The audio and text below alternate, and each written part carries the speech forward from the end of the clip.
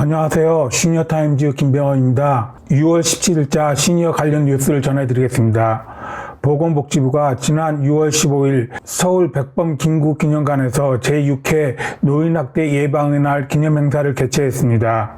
6월 15일에 노인학대 예방의 날 기념행사가 열린 데에는 이유가 있습니다. 유엔과 세계 노인학대 방지망이 노인에 대한 부당한 처우를 개선하고 노인학대의 심각성을 널리 알리기 위해 지난 2006년부터 매년 6월 15일을 세계 노인학대 인식의 날로 정했습니다. 이를 계기로 정부는 노인학대에 대한 인식과 관심을 높이기 위한 목적으로 노인학대 예방의 날을 6월 15일로 지정한 것입니다. 보건복지부는 노인학대 예방의 날에 맞춰 전국 37개소 노인보호 전문기관이 2021년 한 해 동안 접수한 신고 현황과 사례를 분석한 2021 노인학대 현황 보고서를 발간했습니다. 이 자료에 따르면 2021년 한 해 동안 전국 37개 지역 노인 보호 전문기관을 통해 신고된 건수는 19,391건이고 이 중 학대 사례로 판정된 건수는 6,774건으로 나타났습니다. 신고 및 학대 건수는 매년 증가해 전체 신고 건수는 전년 대비 14.2% 증가했으며 학대 사례 건수는 8.2%, 일반 사례는 17.8% 증가했고 재학대 건수는 전년 대비 20.4% 증가했으며 특히 가정 내에서 발생하는 경우가 대부분이었습니다. 노인학대 발생 장소는 가정 내 학대가 전년과 비슷한 수준인 88%로 가장 많았고 생활시설, 이용시설 등의 순으로 나타났습니다. 학대 행위자는 배우자, 아들, 기간 순으로 나타난 바 2021년 이전 과거의 최다 가해자는 지속적으로 아들이었으나 최초로 배우자, 아들 순으로 역전되었습니다. 노인 학대가 발생한 가구 형태는 노인 부부 가구, 자녀 동거 가구, 노인 단독 가구 등의 순으로 노인 부부 가구 비율은 지속적인 증가 추이를 보이고 있습니다. 학대 유형은 정서적 학대, 신체적 학대, 방임, 경제적 학대, 성적 학대 등의 순으로 많았습니다. 노인학대 신고자는 경찰관, 사회복지시설 종사자 등 관련 기관이 4,799건으로 가장 많고 이어서 친족, 학대 피해 노인 본인, 사회복지 전담 공무원, 노인복지시설 종사자 등의 순으로 나타났으며 신고 의무자에 의한 신고 건수가 전년 대비 다소 감소한 것으로 나타났습니다. 2021년 노인학대 건수가 증가한 것과 관련 학계 전문가들은 코로나19의 장기화와 가구 형태의 변화가 반영된 결과로 동거하고 있는 가족 간의 갈등과 돌봄 부담, 스트레스 등이 복합적인 요인으로 작용한 것으로 분석했습니다. 아울러 신고 의무자에 의한 신고가 전년 대비 감소한 것에 대해서는 코로나19 장기화에 따른 장기 요양시설, 사회복지관 등 시설 이용 제한의 영향으로 보여진다고 분석하면서도 직군별 신고 의무자에 대한 교육과 신고 체계를 강화할 것을 제언했습니다. 전문가들은 특히 가정 내 재학대 증가율이 높아진 것과 관련해 재학대 발생 요인을 감소시키기 위해 학대 행위자 및 피의자에 대한 교육, 상담 등 사후 관리를 강화할 필요성을 강조했습니다. 보건복지부는 2021년 노인학대 현황을 반영해 지속적으로 증가하고 있는 노인학대에 대응하기 위해 노인학대의 조기 발견 및 피해 노인 보호를 위한 대책을 강화한다는 방침입니다. 또한 노인학대 신고 전화와 노인학대 신고 앱 운영을 통해 노인학대 예방에 관한 전국민 인식을 제고하고 노인학대 조기 발견을 위한 신고 체계를 강화할 계획입니다. 한편 노인의 의사에 반해 재산 또는 경제적 권리를 빼앗는 경제적 학대는 증가 우려가 있으나 이와 관련된 사회적 인식이 부족하고 예방 체계가 미흡한 상황입니다. 이에 경제적 학대의 정의를 명확히 해 조사, 판정 등의 실효성을 높이고 조기 발견 및 피해 예방을 위한 금융권 종사자의 신고 활성화 방안을 검토하는 한편 경찰, 금융기관, 노인보호 전문기관 등 관련 기관 간 협력 체계를 구축해 나갈 계획입니다. 현재 경제적 학대의 대부분이 가정 내에서 이루어지고 있음을 고려해 가정 내 경제적 학대 예방을 위해 생활경제 지킴이 파견 사업을 노인 일자리와 연계해 추진합니다.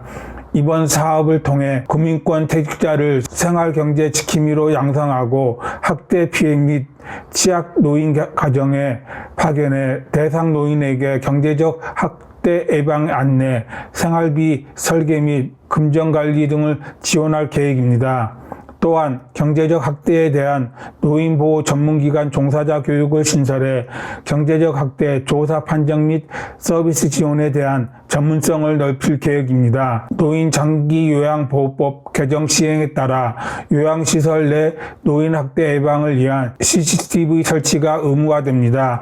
이에 보건복지부는 공익대표, 전문가, 공급자, 가입자, 대표 등이 참여하는 협의체를 구성 운영하며 CCTV 설치 운영 방안, 시행령 등 하위 법령과 가이드라인을 마련할 계획입니다. 한편 시설 내 노인학대 발생 시 조사 판정의 공공성을 강화하기 위해 현장 조사 결과 증거가 불충분한 사례에 대한 판단 기준을 보완하고 그에 따른 모니터링을 강화할 계획입니다. 노인학대 발견, 보호 예방 등을 전담하는 노인보호 전문기관을 확대해 노인학대 예방 인프라를 지속적으로 확충할 예정입니다. 또한 노인보호 전문기관 종사자의 전문성과 전문 수행 역량 강화를 위해 교육, 교과 과정을 전면 개편하고 시간과 장소를 구애받지 않고 상시 운영하는 온라인 교육장을 개발할 계획입니다. 서울시는 지난해 8월 노인학대 대응을 전담하는 노인보호 전문기관을 3개에서 4개 권역으로 확대하고 재학대 가능성이 큰 고위험 가구에 대해선 전년도에 서울경찰청과 공동대응체계를 갖춰 합동 점검에 나선 이후 적극적으로 사례 관리를 하고 있습니다. 노인보호 전문기관은 노인학대 신고, 조사부터 학대 사례 판정, 병원 진료, 복지 서비스 연계, 사후 관리까지 전 과정을 담당합니다. 피해자, 행위자 분리가 필요한 경우엔 학대 피해 노인 전용 쉼터나 일시보호시설을 운영해 피해 노인을 운영하고 있습니다. 특히 가정에서 발생하는 노인학대의 경우 피해 노인이 행위자와 함께 생활하는 경우가 많아 재학대 발생 위험이 큰 만큼 고위험군에 대한 모니터링을 지속적으로 실시하고 있습니다. 또한 재학대 예방과 피해자의 심리 치유, 정서 안정 등을 위한 피해자 지원 프로그램을 작년 1개소에서 올해는 3개소로 확대 운영합니다. 대표적으로 남부 노인 보호 전문기관은 7월부터 라이프케어 서포터즈 사업을 진행할 예정입니다. 학대 피해 노인이 행위자와 함께 생활하는 경우가 많은 만큼 피해 노인뿐 아니라 행위자에게도 중장기적인 정서 안정 프로그램을 제공하고 필요한 경우 지역사회 맞춤 서비스를 연계해 가족 지지 체계를 강화하고 재학대를 예방하고자 합니다. 서부 노인 보호 전문기관은 피해 노인의 심리 정서 지지를 위한 행복시선 프로그램을 진행합니다. 신고 접수 후 종결됐거나 종결 예정인 가정 중 재학대 발생 위험이 높은 가구에 전문 상담 서비스를 연계해 치료를 지원하고 나들이 등으로 환기를 시킬 수 있는 기회를 제공합니다. 동부 노인보호 전문기관은 전국 최초로 학대 피해 노인 자조 모임인 자주자주 프로젝트를 운영하고 있습니다. 학대 경험이 가져올 수 있는 피해 우울증과 스트레스를 완화하고 동년배들과의 관계 형성을 통해 피해 노인의 마음 건강을 챙기고자 하는 의도로 기획된 프로그램입니다. 아울러 노인보호 전문기관과 재학대 예방을 위한 사례관리를 수행 중인 재가노인 지원서비스센터에서는 종사자를 대상으로 재학대 피해 노인 사례관리 교육을 진행했습니다. 재가노인 지원서비스센터는 65세 이상 어르신 중 경제, 정신, 신체적 이유로 독립적인 일상생활이 어려운 어르신에게 필요한 서비스를 제공해 지역사회 안에서 안정된 노후 생활을 하도록 지원하는 기관입니다. 서울시는 노인보호 전문기관 4개소와 함께 다양한 예방 캠페인을 펼치고 있습니다. 노인 인권과 세대 간 소통 등의 의미를 전하는 사진전이 3개 기관에서 열렸고 사진 인증 캠페인도 진행 중입니다. 캠페인은 지역별 노인보호 전문기관 홈페이지나 인스타그램에서 참여할 수 있습니다. 또한 유동인구가 많은 지하철역을 중심으로 지역경찰서, 학대 예방 경찰관과 홍보활동도 펼칩니다. 시민들에게 노인학대에 대해 알리고 주변에서 알게 되는 노인학대를 예면하지 말고 신고해달라고 당부할 계획입니다. 한편 서울시 복지재단이 노인보호 전문기관 운영 실적을 바탕으로 집계한 2021년 서울시 노인학대 현황에 따르면 작년 한 해 접수된 노인학대 신고 총 2,313건 가운데 학대 사례로 판정된 것은 31.8%인 736건이었습니다. 2020년에 비해 약 8.7% 증가한 수치입니다. 노인학대 사례 증가 원인으로는 인구 고령화 가속화로 신체, 인지적 기능이 약화된 노인 인구 증가, 노인학대에 대한 인권 감수성 상승, 학대 범주의 학대 신고, 조사 전담, 노인보호 전문기관의 증가 등으로 보여집니다. 노인학대 유형은 정서적 학대가 53.8%로 가장 많았고 신체적 학대가 뒤를 이었습니다.